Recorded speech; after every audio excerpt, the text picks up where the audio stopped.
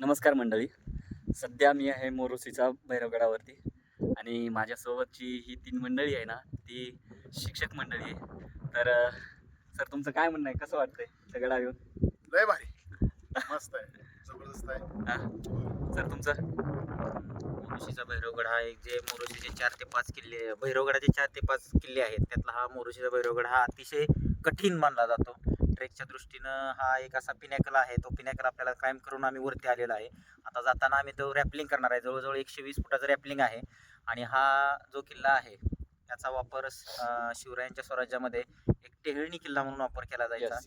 आणि सह्याद्रीच्या जे माउंटेन रेंजमधला हा अतिशय सुंदर, थरारक आणि रोमांचक असा हा किल्ला आहे. माझं तुम्हा सर्वांना असं सांगणं आहे की या किल्ल्यावरती तुम्ही अवश्य भेट द्या, परंतु येताना थोडंसं तुम्ही ट्रेकिंगचा ज्यांना अनुभव आहे अशानेच या.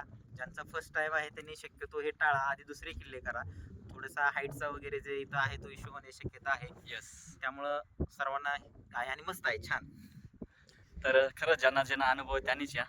जबरदस्त, आव्हानात्मक, उत्साहात अतिशय उत्साहवर्धक असा हा किल्ला आम्ही क्लाइंब करून वर आलेलो आहे.